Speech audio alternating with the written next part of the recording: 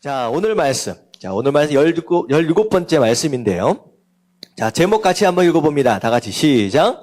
돈의 노예, 돈의 주인. 네, 돈에 노예되어진 사람이 있는가 하면 돈에 주인 되어진 사람이 있다라고 하는 거예요. 다시 말하면 물질에 대한 내용입니다.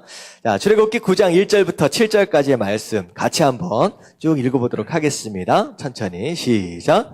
여호와께서 모세에게 이르시되 바로에게 들어가서 그에게 이르라. 이브리 사람의 하나님 여호와께서 말씀하시기를 내 백성을 보내라. 그들이 나를 섬길 것이니라. 내가 만일 보내기를 거절하고 억지로 잡아두면 여호와의 손이 들에 있는 내 가축 곧 말과 나귀와 낙타와 소와 양에게 더하리니 심한 돌리병이 있을 것이며 여호와가 이스라엘의 가축과 애굽의 가축을 구별하리니 이스라엘 자손에게 속한 것은 하나도 죽지 아니하리라 하셨다 하라 하시고 여호와께서 기한을 정하여 이르시되 여호와가 내일 이 땅에서 이 일을 행하리라 하시더니 이튿날에 여호와께서 이 일을 행하시니 애굽의 모든 가축은 죽었으나 이스라엘 자손의 가축은 하나도 죽지 아니한지라. 바로가 사람을 보내어 본즉 이스라엘의 가축은 하나도 죽지 아니하였더라. 그러나 바로의 마음이 완강하여 백성을 보내지 아니하니라. 아멘. 자, 오늘이 이제 5번째 재앙인데요. 여러분들 다 외우고 계시죠? 우리 같이 한번 이제 외우는 마음으로 한번 볼게요. 애굽에게 임하는 10가지 재앙. 다 같이 시작. 강계, 이파가, 도구, 맥함장. 자, 그래서 사실 지난주에 좀 잠깐 설명을 드렸지만 이제 재앙을 우리가 순서를 외울 때 무조건적으로 외울 게 아니라 이제 상호 연관성이 있다라고 말씀을 드렸어요. 그래서 첫 번째 재앙이 뭐예요? 강이 피로 변해버렸어요. 나일강이 피로 변해버렸어요. 그랬더니 어떤 일이 벌어졌느냐? 강에 살고 있는 이 물고기들이랑 전부 다 썩고 다 죽어버리게 됐고 사람들은 물을 마실 수가 없는 상황이 벌어졌다라고 말씀을 드렸죠. 그래서 이제 그게 첫 번째 재앙이에요. 자, 두 번째 재앙이 뭐예요? 개구리. 갑자기 개구리가 생겨난 게 아니라 어떤 상황에서 생겨난 것이냐? 물이 썩었잖아요. 물이 썩으니까 물 안에 사는 고기는 나올 수 있어요? 못 나와요? 못 나와요. 그냥 물 안에서 그냥 죽는 거예요. 그래서 다 떠내려가면서 죽어있는 시체가 됐는데 꼭 물에서 나올 수 있는 한 가지 동물이 있어요. 뭐가 나올 수 있어요? 개구리는 나올 수 있는 거예요. 근데 물고기는 못 나와요. 그러니까 물고기가 썩어진 물 가운데서 전부 다 들고 일어나서 다 무트로 다 나와버리기 시작하는 거예요. 이제 그게 이제 두 번째 개구리 재앙입니다. 그런데 이 개구리가 나중에 이제 하나님께서 다 죽도록 만드신 다음에 어떻게 돼요? 이 개구리가 산더미처럼 쌓이게 되었다라고 하는 거죠. 그러니까 이 애굽에 죽은 물고기와 썩은 그 죽은 개구리 산더미처럼 쌓여 있다 보니까 여기에 이제 세균이 들끓기 시작하는 거예요. 그랬더니만 세 번째 재앙이 어떤 재앙입니까? 이 재앙이에요. 이제 거기에서 이와 벼룩과 이 세균들이 득실득실, 그러니까 사람들 몸이 얼마나 가렵겠습니까? 그런 일들이 이제 세 번째로 연결이 되는 거죠. 그러니까 이까지 끌었어요. 들끓었어요. 벼룩까지 막 난리가 났습니다. 그러니까 어떻게 보면 이 애굽의 상황 자체가 어떤 상황처럼 보이느냐, 이제 쓰레기 더미가 되는 거예요. 온갖 악취와 냄새와 하여튼간 그런 것으로 세균으로 들끓었다는 거죠. 자, 그렇게 되면 당연히 누가 와요? 파리가 오는 거예요, 파리가. 거기서 이제 파리가 이제 그렇게 되었다라고 하는 거죠. 그래서 결국은 폐허가 되어버린 애굽 나라, 거기에 파리까지 오면서 이것은 나라가 아닌 상황이 벌어졌습니다. 자, 그랬더니, 자, 오늘 재앙은 어떤 재앙이냐? 가축들 가운데 돌림병, 전염병이 임했다라고 하는 것인데, 자, 이것도 또 연관성이 있어요. 자, 생각해보세요. 파리까지 들끓었다라고 한다면 결국은 살아있는 생물체가, 동물들이 멀쩡할 수 있겠습니까? 결국은 병 걸린다는 거예요. 그래서 먼저 사람은 그래도 조금 위생 관리를 좀 하니까 이제 그 다음에 이제 독종이 이제 염증이나 막 이런 게 생기고, 그 전에 이제 누가 병에 걸리느냐?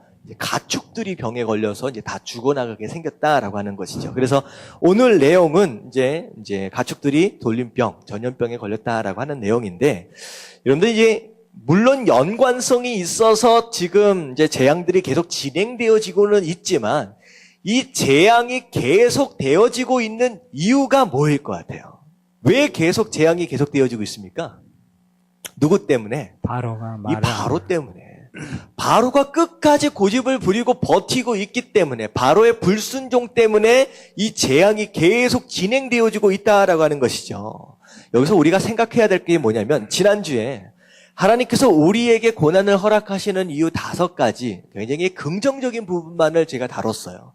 근데 성도가 당하는 고난들 가운데 6번째로 우리가 생각할 수 있는, 추가적으로 생각할 수 있는 이유 중에 하나가 바로 이겁니다. 우리의 불순종 때문이에요. 어떻게 보면 고난이다라고 하는 것을 통하여 우리의 불순종을 향한 하나님의 경고일 수도 있다는 거예요. 내가 잘 사는 데가 아니라 자꾸 내 삶 가운데 어려움이 자꾸만 오고 힘든 일이 자꾸 닥쳐오고 견딜 수 없는 일들이 자꾸 닥쳐오는 이유, 어쩌면 혹시나 내가 신앙생활 가운데 하나님 앞에 불순종하고 있는 부분이 없는지 있는지를 좀 살펴볼 필요가 있다는 거예요. 때로는 하나님께서 어떤 작대기와 어떤 그런 것처럼 우리가 잘못된 길로 가실 때 툭툭툭툭 이런 고난의 과정들을 허락하시면서 우리를 바른 길로 인도해 가실 수도 있다라고 하는 거죠. 자, 그럴 때 진짜 지혜로운 성도는 어떻게 해야 하는 성도냐? 적당히 하나님께서 두드리실 때 뭐 해야 돼요? 빨리 돌아와야 돼요. 빨리 순종해야 돼요. 근데 맨 처음에 이렇게 툭툭 건드리실 때 깨닫지 못하고 자꾸 세면은 어떻게 해요? 하나님께서 지팡이로 갖다 목을 딱 걸어버려요. 그다음 확 잡아 끌으십니다. 자, 그래도 말을 안 들면 이제 하나님 뭘 드세요? 그때는 이제 몽둥이를 두신다라고 하는 거예요. 여러분, 몽둥이를 두시면요, 여러분들 견딜 수 없습니다. 그래서 지혜로운 성도다라고 한다면 툭툭 적당히 하나님 두드리실 때 빨리 돌아오실 수 있는 저와 여러분들 되시길 주님의 이름으로 축원합니다. 아멘. 너무 심하게 가가지고 실컷 맞고서 쌍코피 터진 다음에 주여 이제 옵니다 이거 하지 마시고요. 적당히 두드리실 때 돌아오는 것도 이게 지혜다라고 하는 거예요. 근데 바로는 지금 어떻게 했어요? 갈 때까지 가는 거예요. 어디까지 가요?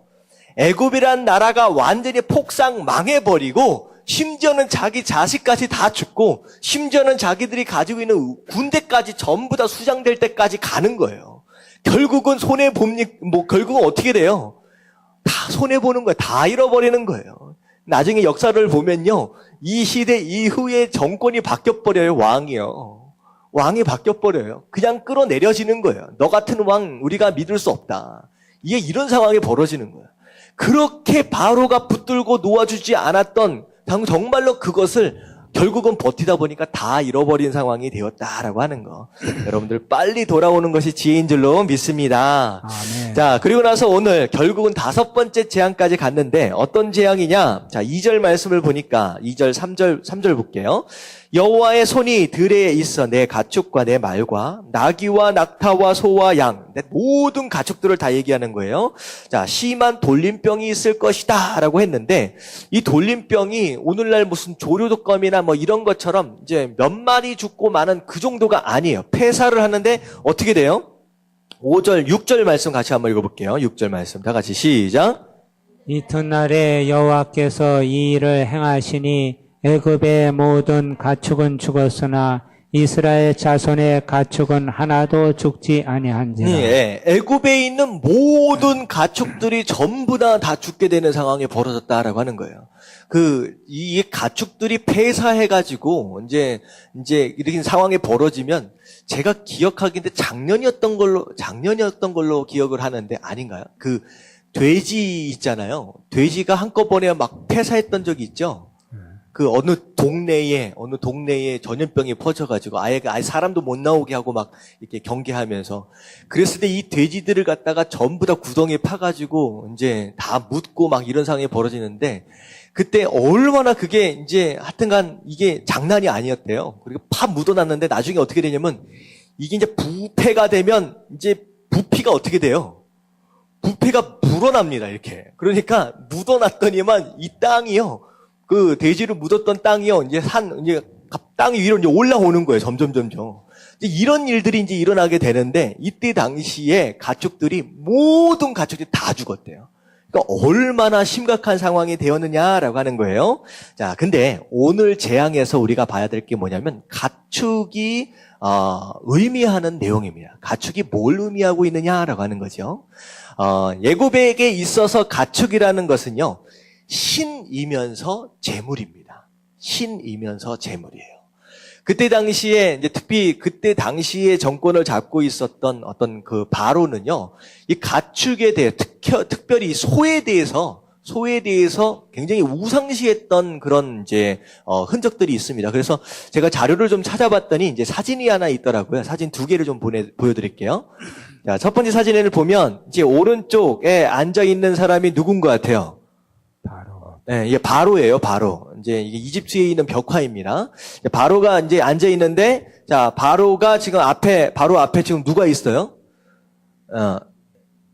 예, 소가 있어요. 이게 소예요. 잘 안 보이시나요? 소가 좀 작아. 네, 좀 작아서 잘 안 보여요. 이 소가 있으면 뿔이 있고 그 위에 왕과 같은 것이 이제 쓰여져 있어요. 그래서 이제 소를 굉장히 중요하게 생각했던 이제 당시의 문화적인 배경입니다. 이 다음 사진을 보여주시면요. 자, 이게 이제 소예요. 이제 소인데 이제 어떻게 생겼느냐? 소 밑에 무엇인가가 있어요. 소 밑에 무엇인가가 젖을 먹고 있는데 그게 뭔지 보이십니까? 예. 송아지가 아닙니다. 사람. 뭐. 이게 사람입니다.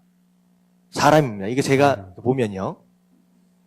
이게 사람이에요. 사람 눈, 코, 입입니다. 그리고 이게 왕관이에요. 그리고 팔이에요. 그래서 이제 얼굴, 눈, 이제 입입니다. 이렇게 하늘로 이렇게 해가지고 소의 젖을 먹고 있어요. 그 당시에 소는요, 신입니다. 그래서 소의 젖을 먹고 자란다라고 해가지고, 나는 신의 아들이다. 이런 식으로 이제 표현을 하는 거예요. 그러니까 그때 당시에 가축, 그때 당시에 소라고 하는 것에 대한 어떤 의미를 우리가 생각해 볼 수 있는 거죠. 그리고 그때 당시 애굽에서는요, 소를 현금처럼 주고받았습니다. 그래서, 시집이나 이제 장가를 갈 때, 그때 당시에는 어떻게 했느냐면, 남자가 장가를 가면, 그 여자를 갖다가 그 집안에서 사가지고 오는 거예요. 그래가지고 좀 괜찮은 여자가 있으면 소를 한 10마리씩 주고서 사옵니다. 근데 조금 시원치 않다라고 한다면 소 한두 마리 정도만 딱 주거든요. 사와요. 근데 이게 이제 그때 당시 이제 풍습입니다. 그래서 약간 우스개 이야기로 그런 얘기가 있어요. 딱 볼 때 어느 지방에 가니까 예, 어느 지방에 여자들이 있으면요, 그때 그 지방의 여자들의 미의 기준은요, 뚱뚱한 여자 있잖아요. 이렇게 풍성한 여자가 그때 당시엔 가장 이제 미인이었대요. 이 애굽이 아니라 이제, 제가 알기로 하와이 어느 지방이라 그러는데, 이 뚱뚱한 여자가 이제 미의 이제 기준이에요. 근데 보통 이런 여자를 이제 사가지고 오려면 한 소 10마리, 20마리씩 줘야 된대요. 근데 정말 이 남자가 너무나도 사랑했던 어떤 여자가 있는데 이 여자는 어떻게 생겼냐면 빼빼 말라 있었다는 거예요.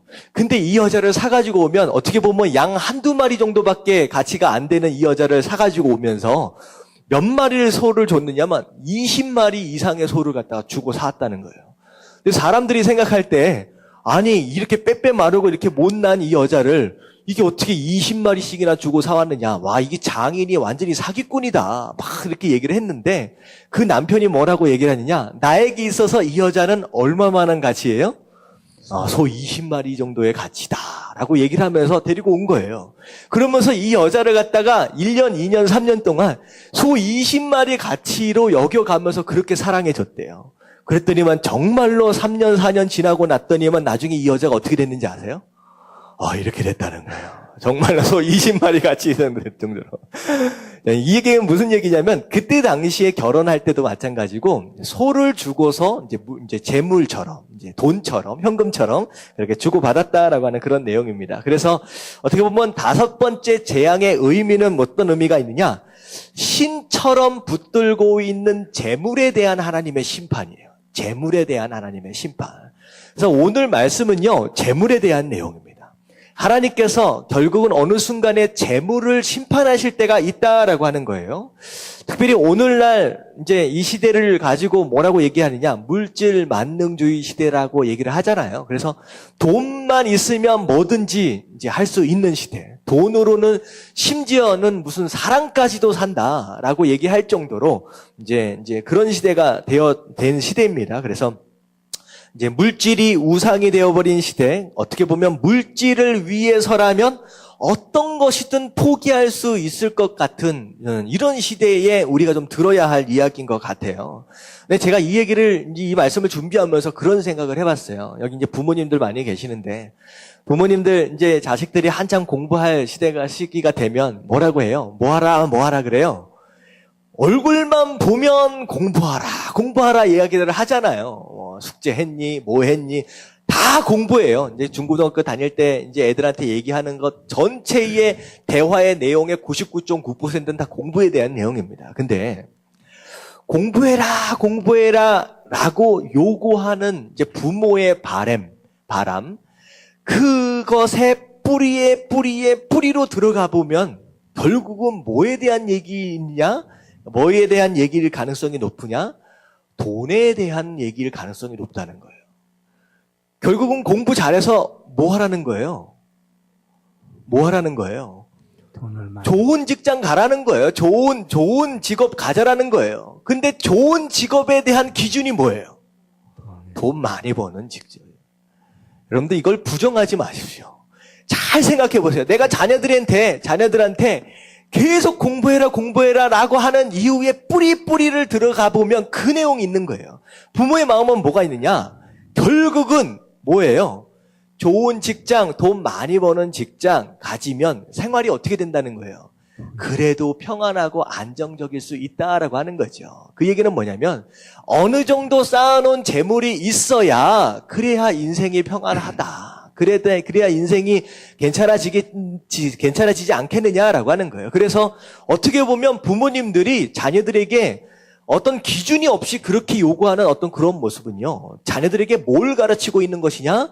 이 세상의 성공과 행복의 기준이 뭐라는 거예요? 얼마나 돈을 많이 버느냐, 적게 버느냐에 달려있다라고 하는 것을 은연중에 자녀들에게 가르치고 있는 것일 수 있다는 거예요. 이 자녀가 하나님께서 주신 재능이 무엇인지, 은사가 무엇인지, 얘에게 허락하신 하나님의 뜻이 무엇인지, 사명이 무엇인지 별로 관심이 없어요. 그냥 뭐 되면 좋아요. 그냥 돈 많이 버는 직업이 뭐가 있습니까, 요즘에? 뭐 의사나 변호사나 뭐 판사나 검사나 이런 것들 있잖아요.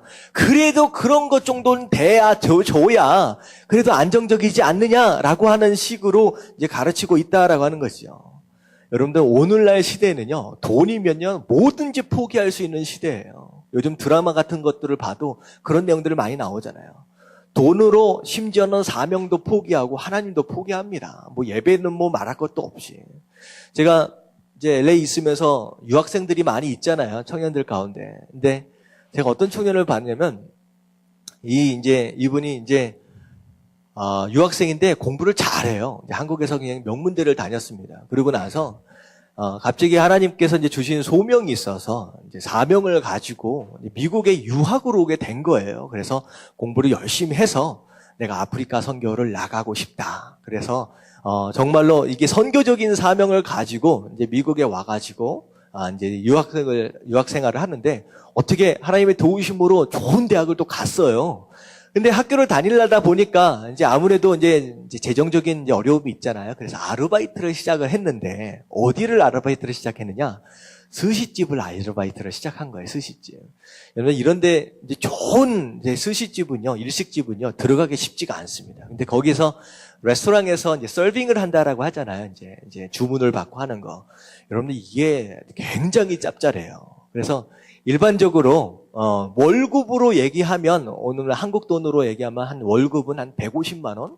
그 정도를 받아요. 150만 원. 근데 팁이 장난이 아니에요. 현금으로 들어오는 팁이 오히려 받는 월급의 2배에서 3배입니다. 그러니까 이분이 레스토랑에서 스시집에서 이제 학비를 위해서 이제 아르바이트를 하게 됐는데 한 달 수입이 어떻게 됐냐면 400만 원에서 500만 원을 버는 거예요. 이게 웬만한 전문직 정도가 되는 그 정도 수준이잖아요. 이만큼 벌기가 쉽지 않습니다. 근데 이게 어떻게 됐냐면 돈이 웬만큼 짭짤하게 벌어지니까 이 스시집, 이 아르바이트를 놓지를 못하는 거야. 그래가지고 지금 유학으로 온 지 7년째, 8년째 되는데요. 졸업을 못해. 아르바이트 다니라고 졸업을 못해. 그럼 결국은 스시집에서 누군가 눈 맞아가지고 결혼까지 해버렸네. 그래가지고 지금도 아마 저기 있을 거예요, LA에. 소명을 가지고 사명을 가지고 하나님 제가 열심히 공부해서 아프리카 가서 정말로 불쌍한 영혼 제가 돕겠습니다. 그래가지고 미국에 유학 갔는데 무슨 맛을 알아버렸어요? 돈 맛을 알아버렸어요. 그래가지고 아직도 저기 있다니까요. 계속 스시집에서. 여러분들 돈 맛을 알면요. 돈 때문에 뭐도 포기할 수 있어요. 사명을 포기하는 거예요. 하나님께서 주신 소명도 포기해버리는 거예요. 여러분들 이게 굉장히 무섭습니다. 이런 식으로 빠져들기 시작한다라고 하는 거예요. 사실 돈 때문에 하나님을 포기한다. 어쩌면요. 돈 때문에 교회에 나오는 사람도 있어요. 돈 때문에. 하나님 더 벌게 해주세요. 하나님 더 좋은 직장 가게 해주세요. 여러분들 이게요. 하나님이 우리가 섬기는 신이 아니라 진짜 섬기는 신은 어떤 거예요? 돈이 진짜 우리가 섬기는 신이 되어버렸고요. 그걸 위해서 누가 필요해요? 하나님. 지금 하나님이 필요한 세대가 되어가고 있다라고 하는 거예요. 이게 굉장히 무서운 세대입니다. 이런 상황이 벌어졌다는 거예요. 그래서 하나님 뭐라고 말씀하시냐? 이 돈에 대해서, 재물에 대해서 하나님은 뭐라고 경고를 하시느냐? 누가복음 16장 13절 말씀. 누가복음 16장 13절 말씀 같이 읽겠습니다. 다 같이 시작. 집 하인이 두 주인을 섬길 수 없나니 혹 이를 미워하고 저를 사랑하거나 혹 이를 중히 여기고 저를 경히 여길 것임이니라. 너희는 하나님과 재물을 겸하여 섬길 수 없느니라. 자, 마지막 줄쳐 있는 부분만 읽으면 뭐라고 얘기하느냐? 너희는 하나님과 재물을 겸하여 섬길 수 없다. 하나님을 섬기든지 재물을 섬기든지 둘 중에 하나다라고 지금 얘기를 하는 거예요. 여러분들은 하나님을 섬기고 계십니까? 재물을 섬기고 계십니까? 여러분, 하나님을 섬기시는 저 여러분들 되시길 주님의 이름으로 축원합니다. 아멘. 이게 그렇게 될 수 있다는 거예요. 근데 심지어 하나님은 뭐라고 말씀하시냐? 재물이 우리가 볼 때 돈이요. 물질적인 것처럼 여겨질 수 있는데요. 이게 보면요. 재물이라고 하는 것을, 이제 원어로 보면 만문이라고 하는 신 이름입니다. 신 이름이에요. 만문이라고 하는 신 이름. 이게 인격체예요. 이 재물이 그냥 돈이 아무것도 아닌 이게 아니라 이 신의 경지, 그러니까 어떻게 보면 인격체까지 이렇게 하나님께서 끌어올려서 지금 비교를 하시는 거예요. 돈의 맛이 들이고 돈에 빠지게 되면 결국은 하나님까지 버릴 수 있는 상황이 될 수 있다라고 하는 거예요. 저는 요한 계시록에 보면 666이라고 하는 거 나오잖아요. 666. 이게 이제 짐승의 표다라고 해가지고 이거 받으면 어떻게 됩니까? 이거 구원 못 받습니다. 천국 못 갑니다. 다 지옥 갑니다. 이거 받으면 절대 안 돼요. 그래서 요즘에 오바마 건강보험 해가지고 베리칩이 나왔다라고 하는데 이걸 이마에다 심고 팔에다 심고 이렇게 얘기를 합니다. 그래서 이게 실제로 666이냐 아니냐 그런 논란들이 좀 많아요. 여러분들 저희가 거기에 대해서 나중에 좀 말씀을 좀 드릴게요. 근데 그게 666이냐 666이 아니냐라고 하는 걸 떠나서 사실은 666은요 베리칩에 있지 않아요. 여러분 666은 여러분 지갑 안에 있습니다. 여러분들 지금 여러분들의 재물을 어떻게 사용하고 있느냐라고 하는 것만을 보면요. 여러분들 지금 666을 이미 맞은 사람이 있어요. 그 얘기는 이게 굉장히 중요한 얘기입니다. 666을 맞게 되면 어떻게 돼요? 짐승의 표를 받게 되면 사회생활과 경제생활이 불가능해져요. 그때는요, 이 시대를 살면서 경제생활을 못해요. 물건 자체를 못 사요. 거의 살아가기가 쉽지 않은 시대가 되어질 겁니다. 그때 당시가 되면. 나중에 있어질 얘기입니다. 자, 그런데, 오늘날 우리가 살면서 돈 때문에 무엇인가를 지금 포기하고 있는 경우가 있어요. 돈 때문에 하나님에 대해서 양보하고 있는 것들이 있다라고 한다면, 돈 때문에 뭘 양보하고 돈 때문에 뭘 양보하고 여러분들 이런 모습이 우리 삶 가운데 있다라고 한다면 그때 그 상황이 우리 삶 가운데 닥쳐온다. 그러면 어떻게 될까요? 지금 이 순간 조금 더 벌어보려고 하나님과 예배를 양보하고 있다? 여러분들 그때 경제생활을 포기하는 순간이 딱 되어지면요 거의 다 짐승의 표를 다 받게 될 겁니다. 몇 명 안 남아요. 지금 이 정도 정신 상태를 가지고 이렇게 신앙생활을 하잖아요. 여러분들 그때 가면요 전부 다 짐승의 표를 다 받게 됩니다. 그래서 다시 말하면 666은요 나중에 먼 미래에 있는 게 아니라 여러분들 지금 여러분들이 어떻게 경제 생활을 하고 있고 여러분들이 재물이나 물질을 통하여서 물질을 위해서 뭘 양보하고 있느냐라고 하는 그것만 보면요. 아, 이 사람은 장차 666을 받게 될 사람이다 아니다라고 하는 게 그냥 보이는 거예요. 그래서 무슨 베리칩을 맞으면 안 되냐 안 되냐 그걸 떠나서 지금 여러분들이 어떻게 물질에 대한 생각과 어떤 기준을 가지고 살고 있느냐라고 하는 게 더 중요하다라고 하는 거예요. 이게 바로 그거에 대한 내용입니다. 근데 결국은 이 시대가 어떤 시대가 되었느냐? 물질이 우상이 되었다라고 하는 거예요. 그래서 오늘 말씀은 물질이 우상이 되면 결국은 하나님이 심판하신다라고 하는 것인데 우리가 성도로서 살면서 물질이 우상이 되어지지 않도록 하기 위한 방법이 두 가지가 있어요. 제가 이 두 가지를 여러분들에게 말씀을 드릴게요. 자, 첫 번째가 뭐냐? 첫 번째가 다 같이 읽겠습니다. 시작. 청지기의 마음을 가져라. 네, 첫 번째 우리의 마음에 청지기의 마음을 가져야 된다라고 하는 우상이 되지 않도록 하기 위해서. 그래서 마태복음 25장 달란트 비유를 가지고 제가 청지기의 마음이라는 게 뭔지를 말씀을 드릴게요. 자, 1번. 자, 1번 다 같이 읽겠습니다. 시작. 내 것이 아니다. 자, 물질에 대하여 소유권을 우리가 주장해서는 안 된다는 거예요. 내 것이 아니다는 거예요. 근데 내 마음 가운데는 어떤 마음이 있어요? 내 지갑에 있고, 내 은행 어카운트에 있기 때문에 누구 것처럼 보여요? 내 것처럼 생각된다는 거예요. 근데 하나님께서 뭐라고 말씀하시느냐? 네 거 아니다. 자, 이게 뭐냐면 마태복음 25장 14절 다 같이 읽겠습니다. 시작. 또 어떤 사람이 타국에 갈 때 그 종들을 불러 자기 소유를 맡긴과 같으니. 자, 이게 어떤 사람이라고 하는 건데 하나님이십니다. 하나님께서 다 이제 타국에 가실 때 이제 지금 우리 이제 어떻게 보면 하늘에 계시죠. 자, 그 종들을 불러다가 누구의 소유를 맡겼다?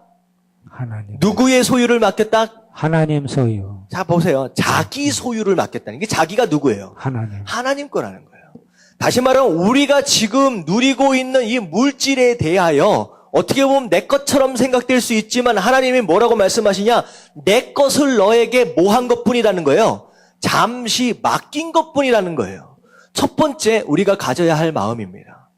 청지기의 마음을. 이거 하나님 것이다. 나에게 잠시 맡겨진 것이다. 소유권에 대하여 하나님 앞에 여러분 이전 등기한다는 뜻이 있잖아요. 하나님께로 소유권을 이전 등기해야 돼요. 내게 아니라는 거예요. 이게 첫 번째 청지기에 대한 마음입니다. 이게 이제 소유권에 대한 인식이죠. 올바른 인식이죠. 자, 두 번째가 무엇이냐? 다 같이 읽겠습니다. 시작. 재능대로 다 다르게 받았다. 자, 하나님께서 이 종들에게 소유를 맡기시는데 똑같이 받은 게 아니라, 똑같이 준 게 아니라 어떻게 주셨느냐? 마태복음 25장 15절 말씀 보면 각각 그 재능대로 한 사람에게는 금 5달란트, 한 사람에게는 2달란트, 또 어떤 사람에게는 1달란트. 다시 말하면 5달란트, 2달란트, 1달란트 각각 어떻게 주셨어요? 다르게 주셨다는 거예요. 다르게. 어떤 사람은 부자가 있고 어떤 사람은 가난한 사람이 있어요. 다 하나님께서 어떻게 맡기신 거예요? 무엇을 따라서? 재능을 따라서, 그릇의 사이즈를 따라서 하나님께서 다르게 맡기셨다라고 하는 거예요. 그래서 내가 조금 받았다라고 해가지고 뭐 할 필요 없어요? 불평할 필요 없다는 거예요. 하나님께서 적당히 나에게 맞는 것만큼을 지금 맡기셨다라고 인정을 하고 오히려 거기에 먼저 감사할 수 있어야 된다는 거예요. 그래서 부자들 보면요. 요즘에 보면 부자들에 대한 어떤 그런 이상한 마음들이 있더라고요. 부자는 다 어떤 사람이에요? 다 나쁜 사람들이에요. 가난한 우리는 항상 좋은 사람이에요. 여러분들 영화를 봐도요. 여러분 이분론 쪽으로 이런 식으로 생각하는 그런 개념들이 있어요. 부자는 다 어떤 사람이에요? 다 나쁜 사람들이야. 그리고 가난한 우리는 항상 착한 사람이에요. 그러니까 항상 이런 거죠. 다윗과 골리앗을 생각할 때 항상 우리는 뭐라고 생각하냐? 우리는 항상 뭐라고 생각해요? 항상 나는 다윗이고 항상 우리가 싸워야 할 대상은 항상 골리앗이에요. 여러분들 이것은 잘못된 개념입니다. 내 삶 가운데 골리앗적인 요소가 있으면 내가 비록 힘이 약해도 내가 골리앗이 될 수도 있어요. 이것도 마찬가지입니다. 부자라고 항상 나쁜 거 아니에요. 근데 여러분들 이런 이제 사회적인 풍토가 부자는 항상 나쁘다. 뭐 이런 식으로 가난한 것에 대하여 불평 불만들이 있을 수 있다라고 하는 거죠. 근데 하나님께서 뭐라고 말씀하시느냐? 재능대로 맞게끔 하나님께서 내가 한번 다 다르게 맡겼다라고 얘기를 하는 거예요. 자, 세 번째 같이 읽겠습니다. 시작. 장사를 잘해야 한다. 자, 맡았어요. 맡은 다음에 내가 그냥 마음대로 알아서 그냥 쓰면 되느냐? 그게 아니라 하나님께서 뭘 기대하고 계시냐? 맡긴 그 재물을 가지고 뭐 하길 기대하세요? 장사를 하길 원하신다는 거예요. 이게 보세요. 자, 이제 마태복음 이제 25장 16절부터 17절을 보면 5달란트 받은 자는 바로 가서 거기서 뭐 했어요? 장사하여 또 5달란트를 남기고 2달란트 받은 자도 그같이 하여. 다시 말하면 5달란트, 2달란트 받은 사람들이 다 가서 뭐 했어? 그 가지고서요? 장사했다는 거예요. 여러분, 장사를 잘하는 사람이 있고요. 장사를 진짜 못하는 사람이 있어요. 근데 장사를 잘하는 사람은 어떤 사람이냐? 뭘 잘하는 사람이에요? 투자를 잘하는 사람. 투자를 잘하는 사람이 장사를 잘하는 사람입니다. 여러분, 다시 말하면 투자는요, 소비를 의미하는 거예요. 내가 가지고 있는 돈을 어떻게 소비하느냐라고 하는 거. 물건을 살 때 얼마를 주고 어떤 가치를 내가 얻느냐라고. 이걸 잘하는 게 장사예요. 근데 이런 겁니다. 장사한다라고 하는 건 결국은 소비 스타일을 의미하는데, 여러분들 한 달 동안 쓴 소비, 어떻게 보면 영수증을 한번 다 모아보세요. 그래서 영수증에 내가 무엇을 위해 쓰고 무엇을 위해 쓰고 무엇을 위해 쓰고 한번 정리해 보십시오. 가장 많은 부분에 쓰여진 것들을 정리해가지고 우선순위를 이렇게 쫙 정리를 해보면요. 그게 여러분들의 영적인 상태예요. 그래서 이런 말이 있어요. 마태복음 6장 21절에 뭐라고 말씀하셨느냐? 내 보물이 있는 그곳에는 무엇도 있다? 내 마음도 있다. 결국 여러분들이 어디에다가 재물을 투자하느냐, 어디에 재물을 소비하느냐라고 하는 것, 그것 자체가 내가 지금 어디에 마음이 있느냐라고 하는 것을 분별할 수 있는 기준이 된다라고 하는 거예요. 어떤 사람들은요, 건강을 위해 엄청 돈을 써요. 그러니까 그것 자체가 그냥 그 삶에 굉장히 중요한 거예요. 어떻게 보면요, 겉치장하는 거에 온갖 돈을 다 쓰는 사람이에요. 온갖 돈을. 그래가지고 뭐 바르는데 몇십만 원, 뭐 하나 거는데 몇십만 원, 뭐 하나 줄렁줄렁 매다는데 몇십만 원. 그래가지고 재물에 보면요, 그 수입에 보면 한 반 이상을 갖다 거기다 다 쓰는 사람이 있어요. 어떤 사람은요, 여가선영에 모든 걸 투자하는 사람이 있어요. 그래가지고 어디 놀러 가고 하여튼간 그것 가지고 전체 재정에서 몇십 % 이상을 다 쓰는 사람이 있어요.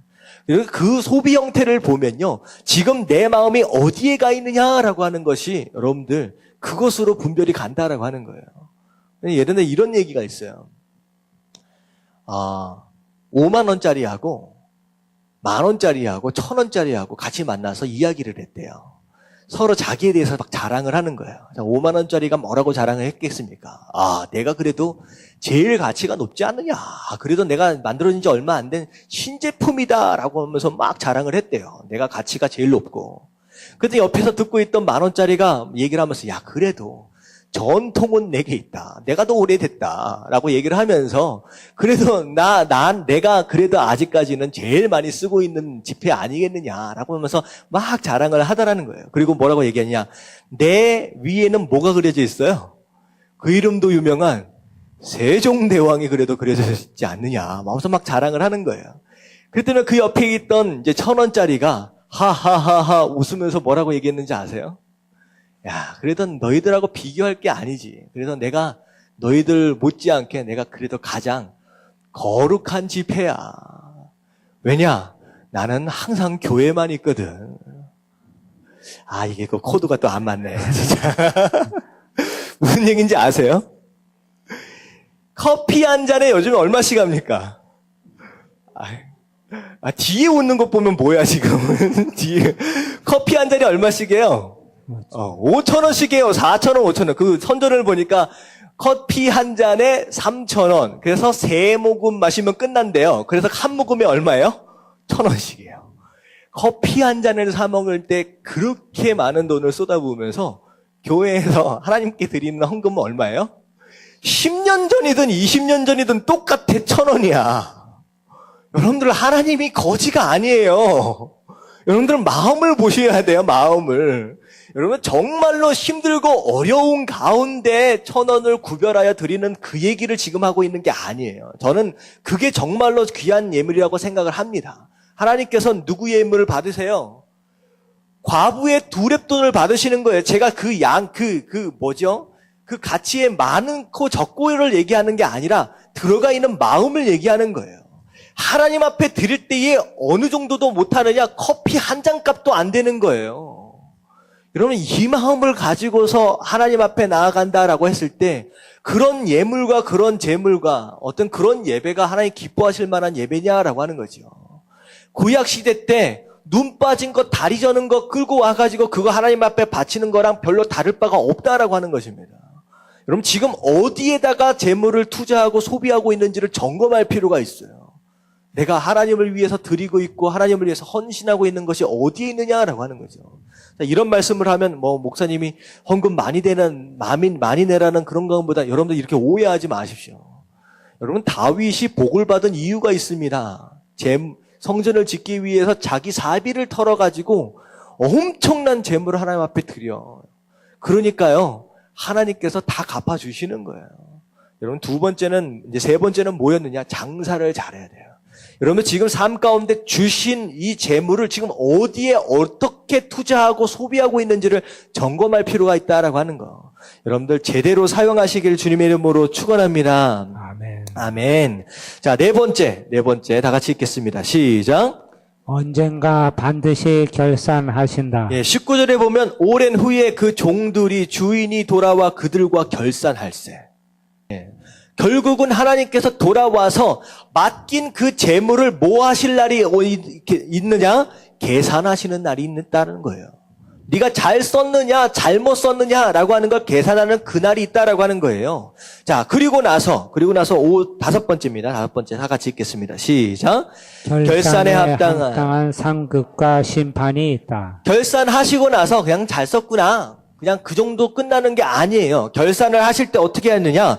정말로 잘 사용하는 사람들을 위해서는 자, 보세요. 21절 말씀 같이 읽겠습니다. 다 같이 시작. 그 주인이 이르되 잘하였도다 착하고 충성된 종아 내가 적은 일에 충성하였음에 내가 많은 것을 내게 맡기리니 내 주인의 즐거움에 참여할지어다. 맡겼더니 잘 사용을 했어요. 그랬더니 하나님 칭찬하시는데 착하고 충성된 종아. 네가 이 적은 것에 충성한 것을 내가 보았다. 자, 그래서 뭐라고 말씀하시느냐? 내가 이제는 더 많은 것을 맡기겠다. 다시 말하면요, 여러분들 지금 주신 재물을 어떻게 사용하시는지를 보고 어떻게 하신다는 거예요? 더 주실지 안 주실지를 결정하시겠다는 거예요. 다시 말하면 물질의 복을 받기 위해서는 어떻게 해야 된다? 지금 가지고 있는 이 물질을 잘 써야 된다는 거예요. 잘 써야 된다는 거예요. 잘 써야 돼. 더 많은 것을 맡기겠다. 그리고 더 중요한 건 뭐냐면 그 다음에 뭐예요? 내 주인의 즐거움에 참여할지어다. 하나님과 더불어 하나님께 즐거워할 수 있는 그런 인생이 될 수 있다라고 하는 거예요. 근데 잘못 사용한 그냥 땅에다 묻어버린 이제 무익한 종, 그 종을 향해서 뭐라고 말씀하시냐? 30절 말씀 읽겠습니다. 30절 다 같이 시작. 이 무익한 종을 바깥 어두운 데로 내쫓으라. 거기서 슬피 울며 이를 갈리라 하니라. 여기는 진짜 무서운 얘기입니다. 이 무익한 종아, 쓸모가 없다는 거예요. 다시 말하면 달란트 맡긴 것을 하나님 지금 뭐 하고 계시는 거예요? 후회하고 계시는 거예요. 여러분 지금 내가 받은 이 재물, 이 상황들을 여러분들 잘 쓰지 못하면요, 하나님 어떻게 하시냐? 후회하시는 거예요. 내가 그것 준 것도 내가 후회한다는 거예요. 이 무익한 종아, 아무짝에도 쓸모없다라고 하는 거예요. 그리고서 뭐라고 말씀하시냐? 바깥 어두운 데로 내쫓으라. 자, 어둡다라고 하는 것, 바깥이다라고 하는 것은 어떤 장소냐? 하나님이 계시지 않는 곳입니다. 바깥 어두운 곳. 자, 거기서 뭐 할 것이다? 슬피 울며 이를 갈리라. 왜 이를 갈까요? 억울한 거예요. 원통한 거예요. 여러분 이거는 굉장히 무서운 얘기입니다. 제가 이것을 어떻게 보면 구원론하고 연결을 시키면 좀 이상한 상황이 벌어질 수도 있는데 여러분들 이게 굉장히 무서운 얘기예요. 쫓아내버린다. 넌 나랑 상관이 없다라고 내쫓임을 받는 상황이 벌어진다는 거예요. 여러분, 이런 겁니다. 내가 어떻게 쓰느냐에 따라서 하나님이 결산하시고 거기에 합당한 상급을 주시는 반면 어떤 부분에서는 심판까지 허락하신다라고 하는 거예요.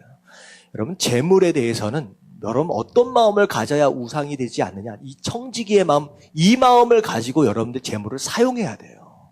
여러분, 그럴 때 우리가 재물에 대해서 우상되어지지 않을 수 있다라고 하는 거예요. 여러분, 사단이요, 재물에 대해서 유혹해오는 속임수가 있어요. 무슨 속임수냐? 두 가지입니다. 네가 벌었으니까 누구 거다? 네 거다는 거야, 네 거다. 그런 마음이 있죠. 네가 벌었으니까 네 거지. 네가 얼마나 고생해서, 네가 아침부터 일어나가지고 그렇게 고생해서 벌었는데 그거 당연히 네 거지. 사단이 그런 얘기를 하는 거예요. 그리고 두 번째가 뭐냐면 네 거니까 누구 마음대로 써요. 네 거니까 네 마음대로 쓰면 되지. 왜 남이 참견을 해? 네 거니까 네 마음대로 써. 여러분, 이게요, 들으면 누굴 위한 얘기 같아요? 나를 위한 얘기일 것 같아요. 나를 위한 얘기인 것 같아요. 야, 네가 벌었으니까 네 거고, 네 거니까 네가 쓰는 거지. 네 마음대로 쓰면 돼. 나를 위한 것 같은데, 여러분들 여기에 속으면 어떻게 되느냐? 그 순간서부터 재물의 노예가 돼버립니다. 재물에 사로잡히는 거예요. 재물을 막 붙들고 그렇게 살아가는 인생이 돼버리는 거예요.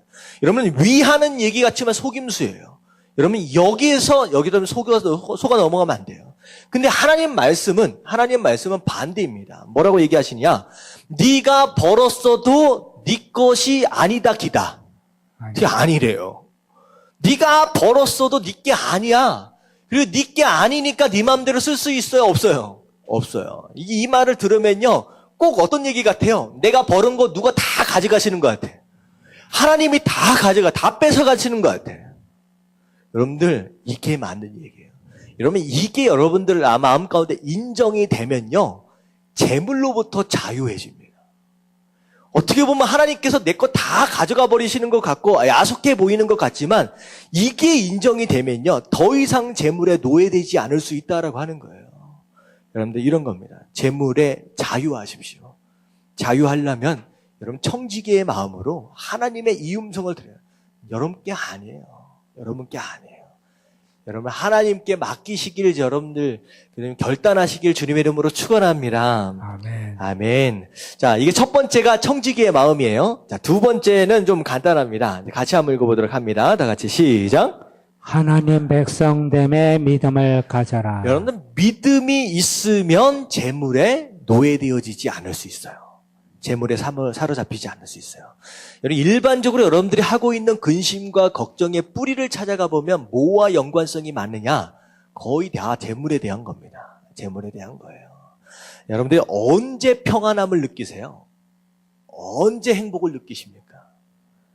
여러분, 그런 얘기를 들은 적이 있어요. 은행 어카운트에 월급을 받아가지고 칵 차 있으면요, 막 행복해져요.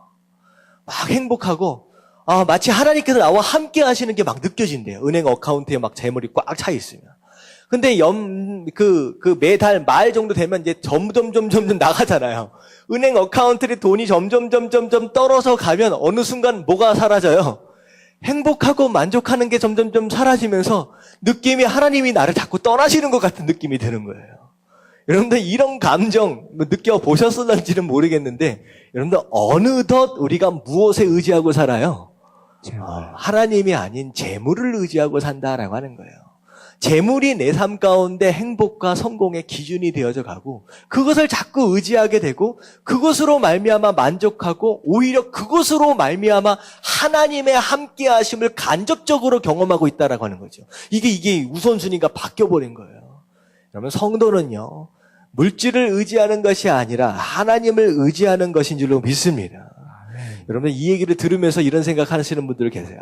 목사님, 그렇지 않아도 쌓아놓고 살 수만 있으면 얼마나 감사합니까? 쓸 것도 없습니다 라고 얘기하는 사람들이 있어요. 여러분, 지금 그거 얘기하는 거예요. 내가 뭐 때문에 고민하고 내가 뭐 때문에 염려하고 있느냐라고 하는 것에 대한 뿌리를 찾아가자는 거예요. 지금 정말로 하나님을 내가 의지하고 있느냐? 아니면 재물에 자꾸 신경을 쓰는 가운데 거기에 지금 마음을 뺏기고 있느냐라고 하는 거예요. 여러분들, 이게 신앙의 기초로 돌아가야 됩니다. 신앙의 기초로. 재물로 하여금 여러분들을 어떻게 보면 재물로 인하여 여러분들이 돌보심을 입으면 안 돼요. 재물이 여러분들을 돌보고 있으면 안 된다라고 하는 거예요. 누가 여러분들을 돌보고 계셔야 돼요? 하나님께서 여러분들을 돌보고 계셔야 된다라고 하는 거예요. 이게 굉장히 중요합니다. 그래서 마태복음 6장 31절부터 32절까지의 말씀 같이 한번 읽어볼게요. 다 같이 시작. 그러므로 염려하여 이르기를 무엇을 먹을까 무엇을 마실까 무엇을 입을까 하지 말라. 이는 다 이방인들이 구하는 것이라. 너희 하늘 아버지께서 이 모든 것이 너희에게 있어야 할 줄을 아시느니라. 네. 사실 하나님께 우리가 먹어야 할 거, 마셔야 할 거, 입어야 할 거를 구해야 합니다. 구해야 합니다. 일용할 양식을 우리에게 주시옵소서라고 기도하는 예수님이 가르치신 기도. 그 지금 이 얘기예요. 먹을까 마실까 입을 거를 하나님 앞에 구해야 합니다. 근데 중요한 건 뭐냐면 어떤 마음으로 구하느냐가 중요한 거예요. 감사하는 마음으로 구해야 합니다. 근데 지금 오늘 얘기하고 있는 이 31절에 나오는 얘기는 어떤 마음으로 지금 구하고 있어요? 염려하면서 구하고 있기 때문에 문제라는 거예요. 염려하면서. 지금 이것은 하나님께서 원하시는 기도가 아니라는 거예요. 오히려 염려하는 가운데 구하는 것은 어떤 기도예요? 32절에 보니까 하나님을 모르는 이방인들이나 하고 있는 기도라는 거예요. 자, 여기서 우리가 잘 알아야 돼요. 먹고 마시고 입을 거 구해야 된다, 안 해야 된다? 구해야 돼요. 하지만 어떤 마음으로 구해야 돼요? 감사함으로 구해야 돼요. 하지만 지금 이 사람들은 어떻게 구하겠냐? 염려하면서 구한다라고 하는 이 모습 자체는 하나님을 모르기 때문에 염려하면서 구한다는 거예요. 나를 지키시고 나를 인도하시고 나를 보호하신 그 하나님을 모르기 때문에 이런 마음으로 구한다라고 하는 것이죠. 그래서 우리는요, 거기에 염려를 벗어나야 돼요. 거기에 염려를 벗어나고 하나님께서 부어주심과 인도하심과 채워주심에 맡길 수 있어야 된다라고 하는 거. 그게 하나님의 백성으로서의 진짜 믿음이다라고 하는 거. 여러분 깨달아지시길 주님의 이름으로 축원합니다. 아멘. 근데요, 돈이요 그런 게 있는 것 같아요. 벌어도 모자라. 그거 안 느껴지십니까? 제가요 이제 보면요. 100만 원 벌 때도 모자란데 여러분들 100만 원 벌고 나서 200만 원 벌면 여러분들 얼마 남아야 돼요? 100만 원 남아야 돼요. 근데 200만 원 벌 때 여러분들 100만 원이 남습니까? 어떻게 됩니까? 안 남아요. 또 모자라. 그러면 한 300만 원 벌면 내가 그냥 만족하고 괜찮겠지. 여러분들 속지 마십시오. 300만 원 벌어도 어떻게 돼요? 안 남는 게 아니라 모자라요. 제가 어떤 의사분을 아는데 그분은요, 한 달에 얼마를 버느냐면요, 5천만 원 정도를 벌어요. 한 달에. 그런 분 계세요, 여기? 계실 수도 있을 것 같은데. 여러분들, 5천만 원 벌면 여러분들 어떻게 될 것 같아요?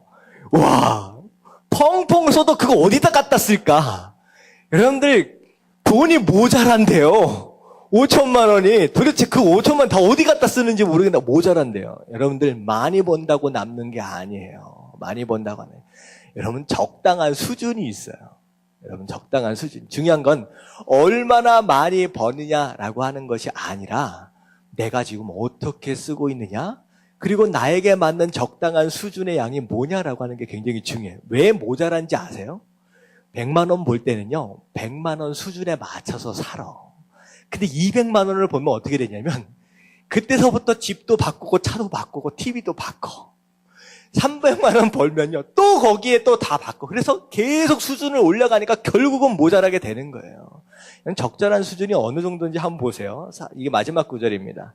잠언서 30장 7절부터 9절까지의 말씀. 이 말씀 다시 한번 읽도록 하겠습니다. 시작. 내가 두 가지 일을 주께 구하였사오니 내가 죽기 전에 내가 거절하지 마옵소서. 곧 헛된 것과 거짓말을 내게서 멀리하옵시며 나를 가난하게도 마옵시고 부하게도 마옵시고 오직 필요한 양식으로 나를 먹이시옵소서. 혹 내가 배불러서 하나님을 모른다. 여호와가 누구냐 할까 하오며 혹 내가 가난하여 도둑질하고 내 하나님의 이름을 욕되게 할까 두려워함이니이다. 네, 이 잠언 기자가 뭐라고 기도하고 있느냐? 오직 필요한 양식만큼을 하나님 나에게 허락하여 주시옵소서. 넘치지 않게 해달라는 거예요. 그 이유가 뭐냐면 내가 배부르면 어떻게 돼요? 누굴 잃어버려요? 하나님 잊어버린다는 거예요. 여러분 이게 성경 말씀입니다. 여러분 내가 배불러도 하나님 잃어버리지 않을 수 있습니다. 아니요, 장담하지 마십시오. 하나님 말씀이에요. 하나님이 배부르면 어떻게 된다? 하나님 잊어버릴 수 있다는 거예요. 그래서 뭐라고 얘기냐? 하나님 잊어버리지 않을 만큼 주신 것에 대하여 끊임없이 하나님 앞에 감사할 그 정도 수준만큼 하나님 나에게 주시옵소서. 그 정도 수준만큼. 그리고 어떻게 돼요? 혹 내가 가난하게 되면 어떻게 돼요? 없어서 도둑질할 수도 있잖아요. 그래서 누구의 영광을 가려요? 하나님의 영광을 가릴 수 있다는. 그러니까 넘치도록 또 마시고 모자라도록 마시고 적당한 수준만큼 하나님 유지하게 해주세요. 그게 재물에 대한 온전한 기도일 수 있다라고 하는 거예요. 여러분들은 넘치도록 좀 좋을 것 같지만 그렇지 않습니다. 그렇게 돼서 망한 사람들 많이 있잖아요. 결국은 이제 오늘 말씀은 두 가지예요. 재물이 우상이 됩니다. 이미 그런 시대 가운데 우리가 살고 있고 어느덧 이미 익숙해져 있어요. 그런 가운데 재물이 우상되어지지 않도록 하기 위해선 두 가지 마음. 첫 번째 뭐예요? 청지기의 마음. 청지기의 마음. 제가 말씀드렸죠. 내 거 아니에요. 하나님이 잠시 맡겨주신 거예요. 네, 그래서 내 것이 아닙니다. 그리고 재능대로 하나님께서 알아서 주셨어요. 적게 있다 많이 있다 여러분들 불평하지 마시고 그냥 하나님께 감사하면 되고요. 맡겨주신 거 잘 사용하십시오. 이상한 데 쓸데없는 데 소비하지 마시고 장사를 잘 해야 돼요. 그리고 언젠가 반드시 계산을 하십니다. 계산하시죠. 그리고 그 계산을 따라서 어떤 사람들에게는 상급을 주시는가 하면 어떤 사람은 심판하세요. 쫓아내버리십니다. 무익한 종이다라고 말씀하시는 거예요. 사단은 얘기해요. 뭐라고 얘기해요? 네가 벌었으니까 네 거야. 하나님 뭐라고 말씀하시냐?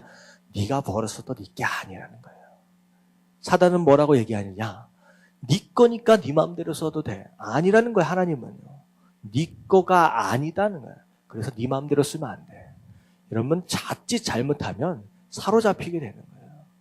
여러분들은 물질에 노예되어진 삶이 아니라 물질을 다스리는 주인된 삶을 사시게 되길 주님의 이름으로 축원합니다. 아멘. 그리고 물질의 노예가 될 수 있는 또 두 번째는요. 그것 때문에 근심하는 순간 노예가 돼버려요. 그것 때문에. 그렇게 하기 위해서는 물질을 의지해서는 안 되고 누구를 의지해야 된다? 하나님을. 그래서 그걸 제가 뭐라고 말씀을 드렸냐? 하나님 백성됨의 믿음을 가져라. 왜 그것 때문에 염려하느냐? 그것 때문에 염려하는 것은 어떤 사람이냐? 하나님 모르는 이방 사람들과 똑같다는 거예요. 여러분 이런 마음으로 물질에 대해서 노예되지 마시고 하나님 바라보시면서 물질을 다스리시는 저와 여러분들 되시길 주님의 이름으로 축원합니다.